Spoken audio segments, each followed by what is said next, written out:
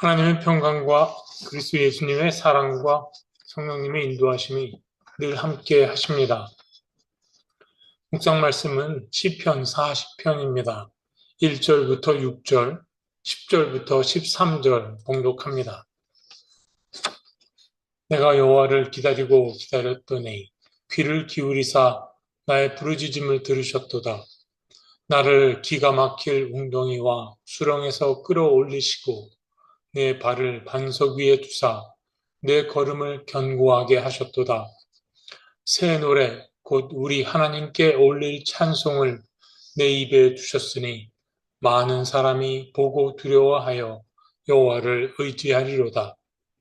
여호와를 의지하고 교만한 자와 거짓에 치우치는 자를 돌아보지 아니하는 자는 복이 있도다. 여호와 나의 하나님이여, 주께서 행하신 기적이 많고 우리를 향하신 주의 생각도 많아 누구도 주와 견줄 수가 없나이다. 내가 널리 알려 말하고자 하나 너무 많아 그 수를 셀 수도 없나이다. 주께서 내 귀를 통하여 내게 들려주시기를 제사와 예물을 기뻐하지 아니하시며 번제와 속죄제를 요구하지 아니하신다. 내가 주의 공의를 내 심중에 숨기지 아니하고 주의 성실과 구원을 선포하였으며 내가 주의 인자와 진리를 많은 회중 가운데서 감추지 아니하였나이다. 여호와여, 주의 긍휼을 내게서 거두지 마시고 주의 인자와 진리로 나를 항상 보호하소서. 수많은 재앙이 나를 둘러싸고 나의 죄악이 나를 덮침으로 우러러 볼 수도 없으며 죄가 나의 머리털보다 많으므로 내가 낙심하였음이니이다.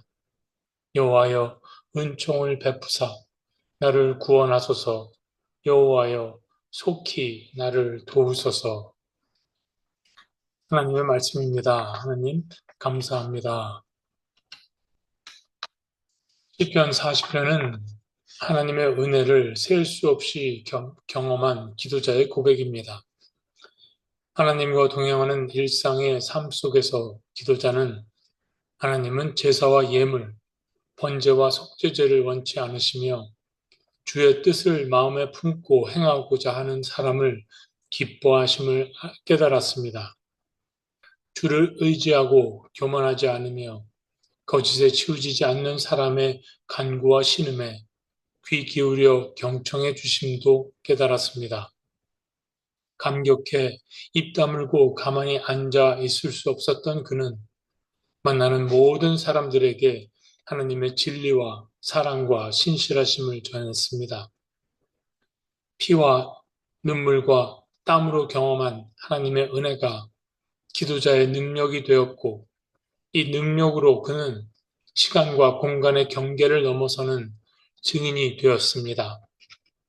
그런데 모든 게 기쁨과 감격 속에 그렇게 흘러갈 줄 기대했던 그의 삶에 예기치 않은 시련이 또다시 닥쳤습니다. 외부로부터의 시련은 보이지 않는 심리적, 정신적, 영적 시련을 동반했습니다. 시련 앞에 지도자는 흔들렸습니다. 그러나 잠시뿐 그는 다시 분연히 일어나 입술의 말이 아니라 살아내므로 자신의 신앙 고백을 증거하기 시작합니다. 주는 나의 도움, 나를 건지시는 분, 흔들림 없는 믿음으로 하나님의 구원을 기다리고 또 기다립니다. 이 시편을 읽으며 생각나는 사람이 있습니다. 병원 중환자실 밥이라는 환자분입니다. 이름은 가명입니다. 밥은 58세 백인 남성입니다. 슬하에 딸과 아들, 자식들을 두었는데 아내와 자식들을 사랑함에도 이혼을 했습니다. 자신의 심각한 심장 질환 때문에 그렇게 할 수밖에 없었답니다. 이야기를 더 들어보니 자폐아인 아들이 건강한 엄마의 도움이 돌봄이 필요했고 자기마저 아내에게 짐이 되면 안 될 것 같아 이혼을 했다고 합니다. 이혼 후에도 가깝게 어울려 지내며 자신은 혼자 사는 여동생이 돌봐준다고 합니다. 여기까지 이야기는 일반 병실에서 치료를 받고 있던 밥이 갑자기 심정지가 와서 심장 절개 수술을 받은 후 중환자실에서 죽다가 살아나 들려준 이야기입니다. 밥은 산소호흡기 호스를 입에 꽂고 혼수 상태에 있는 동안 폐렴과 뇌출혈까지 엎치고 겹쳐 사경을 헤맸습니다. 제가 처음 이 환자분을 방문했을 때가 바로 그때였습니다. 병상 옆에서 자리를 지키던 여동생이 말했습니다. 우리 형제는 다섯인데 오빠와 나는 특별히 더 가깝습니다. 오빠는 이미 여러 번 죽다가 살아났어요. 이유는 모르겠지만 하나님께서 살려주셨지요. 우리 가족에게 오빠는 기적이었는데 하며 말끝을 흐립니다. 눈물을 글썽이는 여동생의 손을 잡고 함께 하나님의 도우심을 간구했습니다. 며칠 후 환자의 상태가 호전되었으나 호스피스로 향후 치료 방향이 잡힐 것 같으니 환자와 가족을 찾아봐 주면 좋겠다는 의료팀의 요청이 있었습니다. 다시 병실을 찾았을 때 밥은 소름이 끼칠 만큼 전혀 다른 모습을 하고 있었습니다. 산소 호흡기는 온데간데 없고 가르마를 내어 머리를 단정하게 빗고 정신은 멀쩡하고 목소리는 또렷하고 음성에서 생기가 느껴졌습니다. 그는 동생에게 이야기를 들었다며 자기가 혼수 상태에 있을 때 찾아와 기도해 주어서 고맙다고 인사를 했습니다. 잠시 침묵이 흐르고 마음속에 간직했던 말을 꺼냈습니다. 병원에서 호스피스 요양시설을 찾고 있다고요. 자신의 심장병은 집안의 남자들에게만 나타나는 가족력이라 했습니다. 60세인 형도 현재 심장병으로 입원 중에 있고 아버지는 58세가 되던 해에 심부전증으로 돌아가셨답니다. 그래서 그에게 58이라는 숫자는 어려서부터 사망 선고와 같은 트라우마였다고 합니다. 올해 58세인 그는 이미 3번이나 죽다가 살아난 경험을 했는데 이번에도 이렇게 다시 깨어난 것은 하나님께서 살려주신 거라 했습니다. 하나님께서 58이라는 숫자를 넘어서게 하셨다며 기뻐했습니다.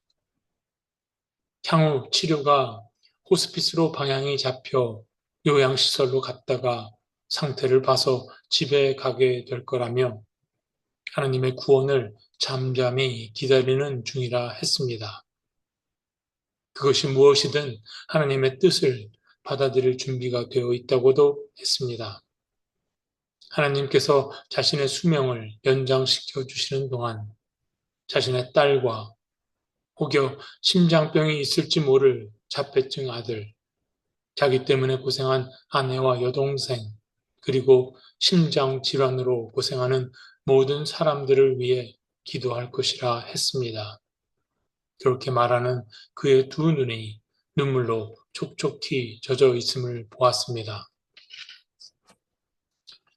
저 먼 옛날 지구 저편 어느 땅에 살았던 시편 기도자와 지금 여기 있는 밥은 모두 하나님의 사랑과 인자하심에 대한 흔들림 없는 믿음으로 하나님의 구원을 바라고 기다리고 또 기다립니다. 기다림의 신앙, 그 물줄기가 시공을 초월해 시편 기도자에게서 밥에게로 흘러들어와 두 사람이 서로 연결되어 있습니다. 기다림의 신앙, 그것은 믿음의 고백을 입술의 말이 아니라 현실의 삶 속에서 피와 땀과 눈물로 살아내는 지난한 투쟁임을 새삼 되새겨 봅니다. 어떤 사람은 하나님의 구원을 간구하며 기다리고 또 기다리는 신앙이나 비가 오게 해달라며 구판을 벌이는 기우제나 다를 게 뭐가 있느냐 질문합니다.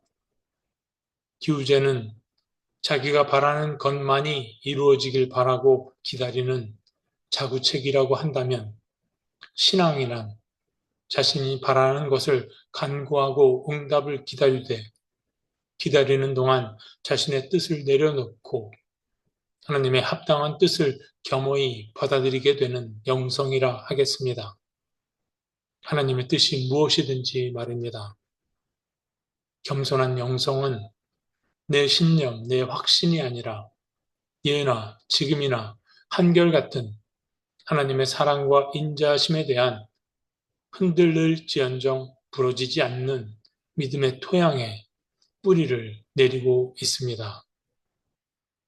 발로 으깨진 포도송이들이 좋은 포도주로 성숙되는 과정처럼 형체 없는 흙덩어리에 불과한 진흙이 토기장이의 손안에서 도기로 지어지는 과정처럼 기다림의 신앙이란 결과보다는 기다림 속에 당신의 뜻대로 성숙한 변화를 창조해 가시는 하나님의 손길에 집중하는 신앙입니다.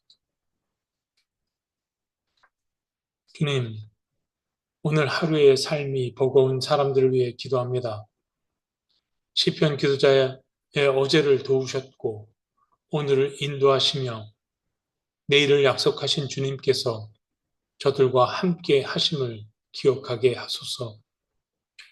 피와 땀과 눈물로 범벅된 저들의 삶이 주님이 기뻐하시는 예배가 되고 한결같은 주님의 인자하심과 성실하심에 대한 증거가 됨을 깨닫게 하소서.